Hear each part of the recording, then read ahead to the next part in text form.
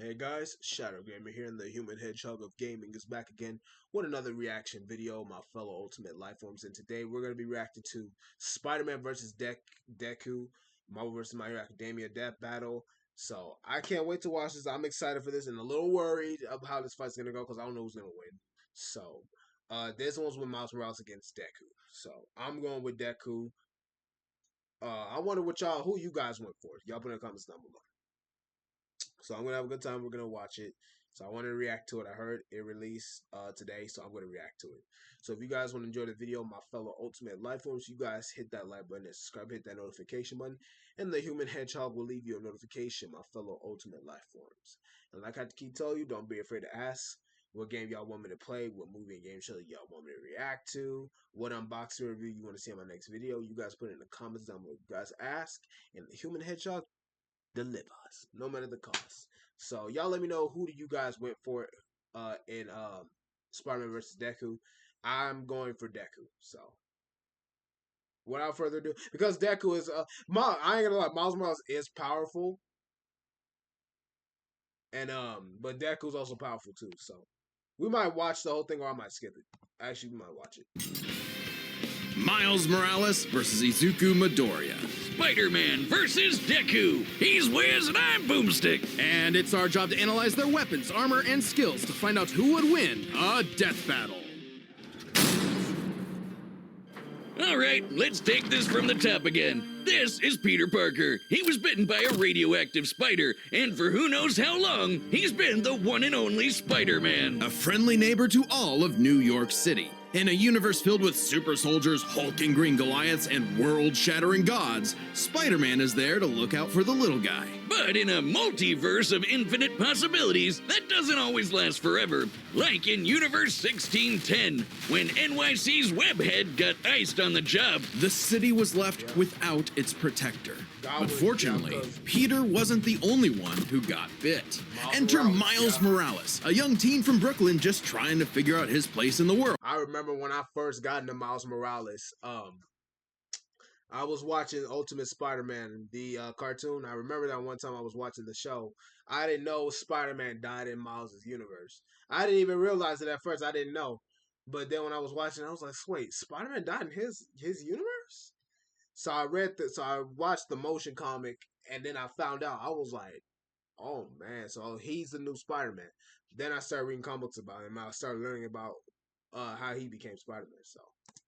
And now he had it thrust upon him. The canon event to start all canon events. Now it was Miles' turn to be the hero the Big Apple needed, and he had all the usual spider kit to help him out. This spider carried the Oz formula, a genetics-enhancing serum that granted Miles superhuman strength, speed, and the ability to alter his body's electron attraction to crawl along any surface. And you can't forget that classic spider sense, an internal warning system. Y'all put in the comments down below, what spider power would you rather have? Web slinging or spider sense? Put in the comments down below. That lets Miles know about incoming threats so he can react ahead of time. He even got an upgrade that acts like a radar, letting him see through stuff. But no spider person is complete without their web shooters. Given to him by Peter's Aunt May, these webs have all sorts of applications between swinging, grabbing, restraining, projectiling, and being made into constructs. Not having Peter around to show him the ropes made things a lot tougher though.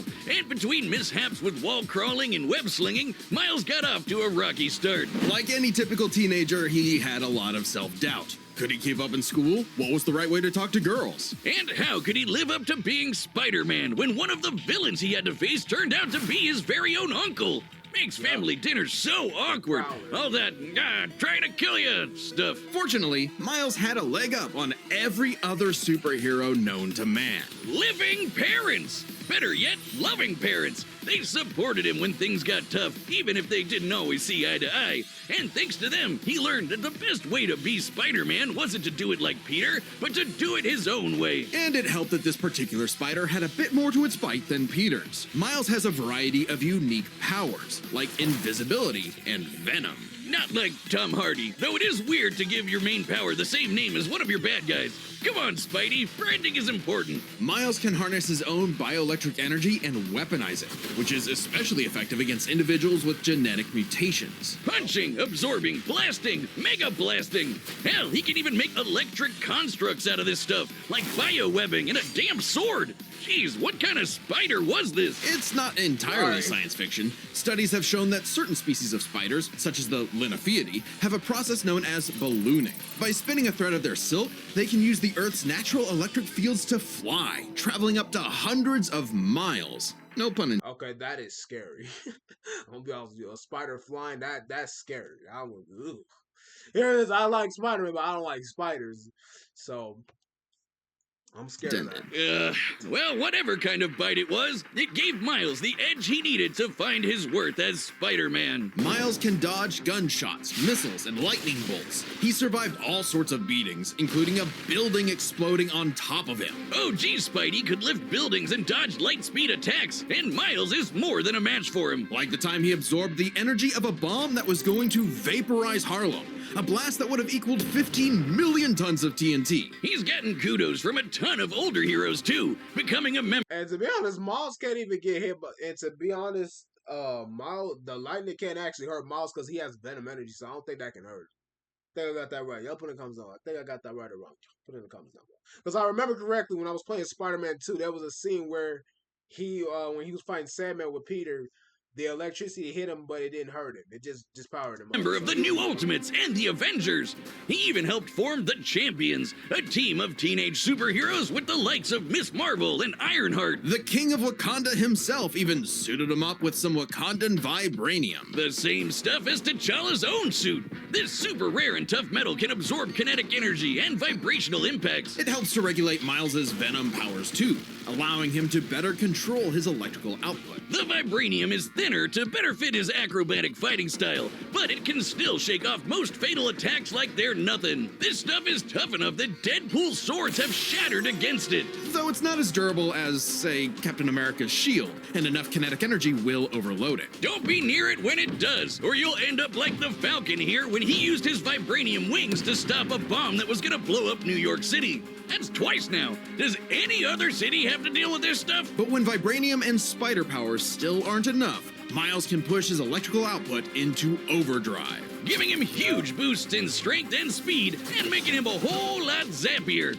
It's your classic shonen power-up, and he knows it too. He's a bit of a weeb, and has a thing for mimicking some favorites. Despite his initial insecurities, Miles has more than managed to live up to his predecessor, no longer standing in his shadow, but side by side. Literally, his universe got blown up, and he was sent to the main 616 timeline, along with his family. And now it's him and Peter as a pair of Spider Bros. He's even become one of the big players of the Spider-Verse, teaming up with all sorts of other spider variants to defend the multiverse. There's anime spider people, robot spider people, dinosaur spider people, spider people, a whole lot of them, each with their own way of getting the job done. Miles even led them into battle against the Inheritors, a bunch of interdimensional vampire assholes. This is what Stan Lee was proudest of in his favorite superhero. Regardless of who they were, any sort of person could wear the mask and do the right thing. For so long as we stay true to ourselves and help others in our own unique ways, then anyone can be a hero. But what is a hero? To the citizens of Japan, there was no one more synonymous with the word than their symbol of peace: All Might. The big numero uno. With a smile on his face, he could save anyone and win any fight, no matter what. Or so it seemed. After a battle with his arch nemesis favorite All for character, One, my All Might opinion, was All Might. grievously injured. His time as a beacon of hope was coming to an end, and he would need to find someone to pass on the torch. In this world, most human beings evolved to have their own individual superpowers, or quirks, but not everyone is lucky enough to get one. Like this kid named Izuku Midoriya, or as local bully Bakugo liked to call him, the good-for-nothing Deku. Izuku wanted to save people just like All Might, but even his idol told him that he would have to give up on his dreams. Forever the beta male in the shadow of Bakugo and his Sigma quirk, until he got the chance to alpha up and lend his rival a helping hand. proving himself worthy of All Might's torch. And so, after months of training, Izuku was granted All Might's quirk, One for All. This power allows him to boost his strength to incredible heights, using it for smashing attacks named after specific US locales, and a soccer club. Or football, as they call it. Straight punches, spikes, even finger flicks, One for All is the ultimate in strength-enhancing quirks. The first time he used it, Izuku destroyed this giant robot in a single blow, on accident. Too bad it wasn't the only thing he destroyed, though. Damn, that looks like it hurts. One for All's power was so great that the recoil would shatter Izuku's limbs when he used it. In the hands of an improper vessel, One for All could cause their body to explode, so Izuku would need to continuously train to master it at his Hero Academia. Say that again. UA High. Here he'd be inspired by girly pop Uraraka to turn his zero name into his hero name, becoming the Deku who always does his best. Something that he may have taken too far. When it came to saving people, Do Your Best here had a bad habit of putting others way before himself. Sure, everyone else was okay, but he'd be good for nothing all over again if he got himself paralyzed. So to cut down on his hospital bill, he developed full cowling. Instead of using his quirk in short bursts, he would continuously spread the energy across his body at low percentages, using it for acrobatics inspired by Bakugo's explosive movements. And with that new thinking came a new fighting style, shoot style. To use a stronger limb that'd be less likely to break, Deku took a page from Nerd Emoji Ida's book and switched to focusing on kicks to pack in more of a punch. Yeah. And that power would be needed. After a climactic battle with All for One, All Might would be forced into retirement, just a few months into Deku's training.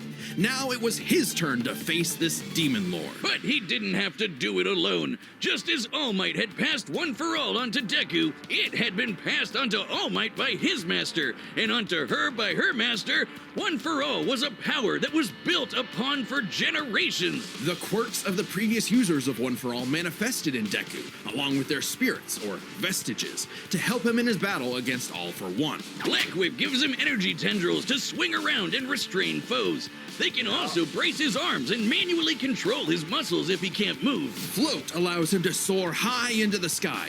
By combining it with controlled blasts of pressurized air, he can effectively fly. Danger Sense detects incoming threats and unease, letting Deku react in advance. Though it's mostly like an alarm bell and doesn't tell him specifics like location or number of threats.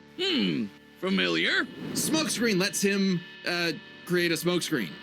But he can use it at full blast to create a bigger smoke screen. That's swell and all, but the real meat is in Fajin. After building up kinetic energy within his body, Deku can unleash it for bursts of strength and speed. He's combined it with Black Whip to create the powerful Black Chain binding attack, and can use it in conjunction with full cowling to achieve foe 100%, equaling All Might's full level of power without any recoil. He once used it to outspeed a bullet shot by Lady Nagant, a former hero turned villain who has a sniper rifle for an arm with a...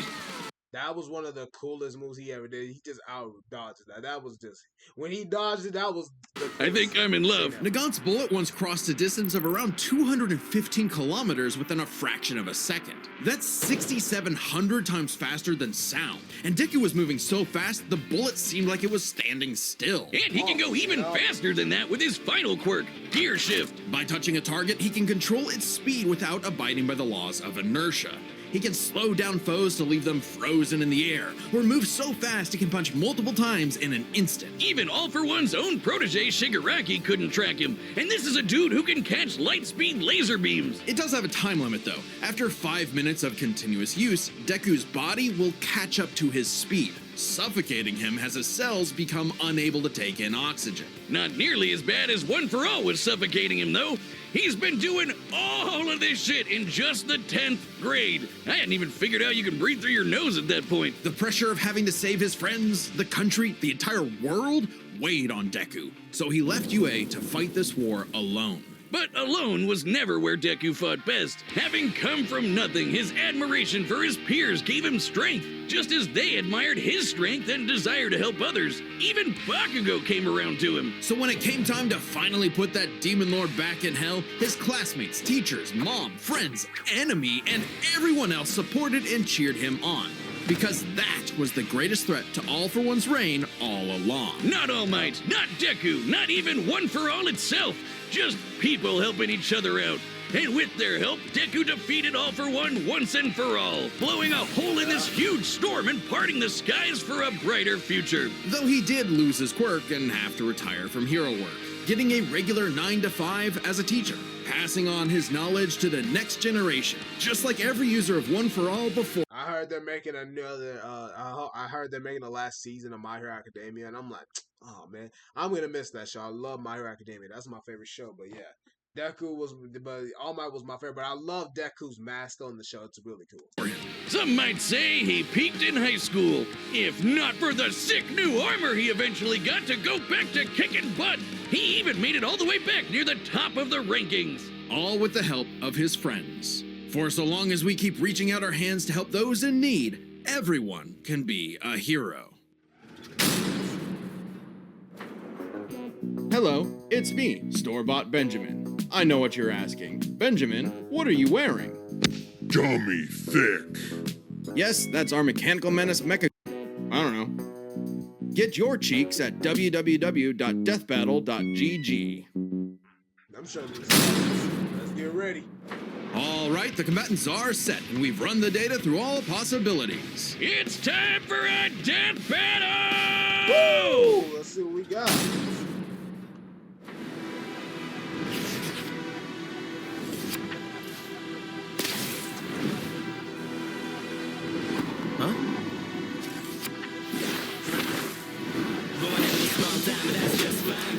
Yo! You're more man and less spider than usual. Whoa, I was looking for you. Care to show me what you can do? All right, new guy. First lesson, don't watch the mouth. Watch the hands. Now watch mine! Delaware!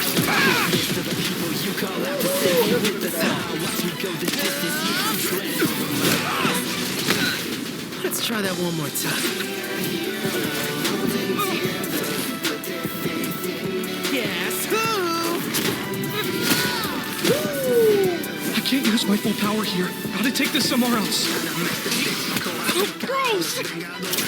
You got skills, man. I like that. I love the art and the fight. Oh, mierda. I'm sure that you're really nice, but you can't cut it here in BK. I'm sure that you're all might, but I'm running away at the right place.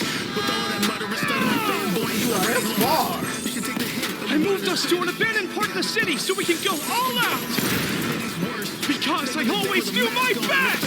But you know what I'm worth, New York or Earth. No touch will stun you, run you down, and stomp you like some black faces and Timbs. Never forget that I'm him.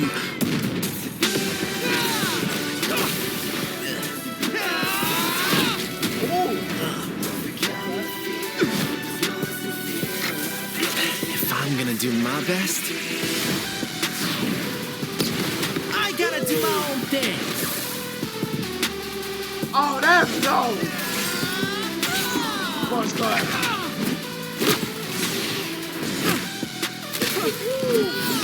I love this. This is Sarah was awesome. right! Your quirk is amazing! Amazing is my buddy. They call me the ultimate Spider-Man.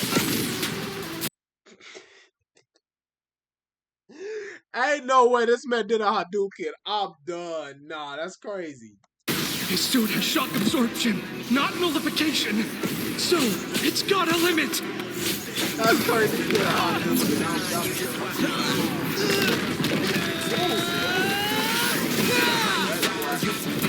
You'll never be one of the greatest. Somehow I doubt it. I'm on injustice. Saito. Death Bang! Go beyond!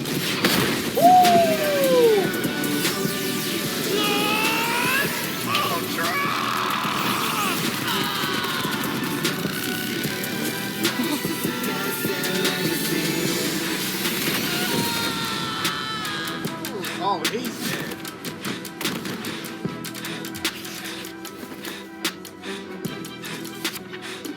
Spider-Man, you really are the ultimate. Okay.